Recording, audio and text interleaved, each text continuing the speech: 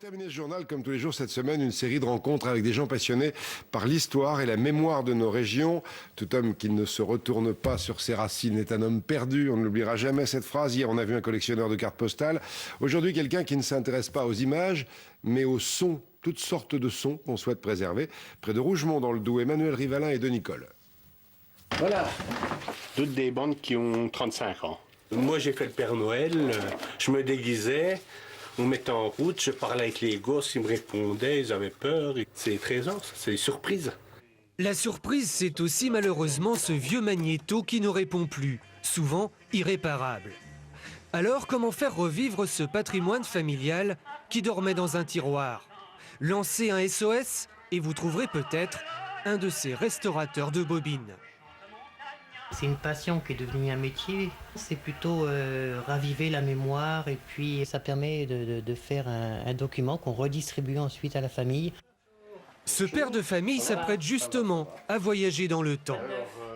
Dépoussiérer des bobines et des oreilles, au programme les premiers mots d'un de ses enfants. Un petit moment d'archéologie sonore. Qu'est-ce que c'est que... Ah, c'est... Le train? Oui,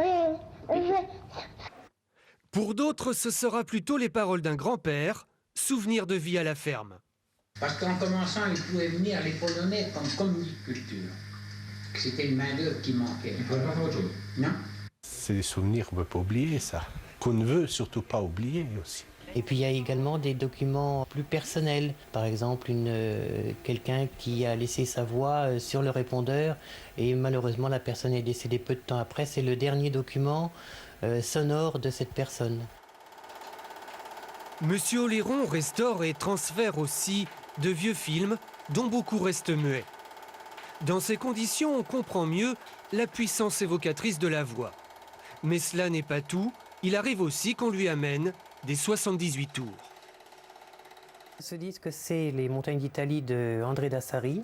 Et c'est un disque qu'on m'a demandé de remettre sur un CD, de manière à pouvoir l'écouter, puisque la personne n'a plus l'appareil pour le lire.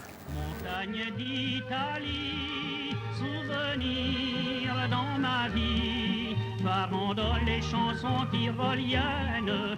Et il y a des personnes qui m'ont amené des disques qui étaient fendus en deux. Il y a également des personnes qui demandent qu'il n'y ait pas trop de défauts d'enlever. Le défaut là, j'aimerais bien qu'il reste tout le temps parce que c'est moi qui l'ai fait en laissant tomber ma voiture sur le tourne-disque. Pour réécouter Les Vacances au Lavandou ou la recette des rillettes de lapin, comptez moins d'1 € la minute. Prudence, dans ce domaine hautement affectif, certains restaurateurs abusent un peu parfois.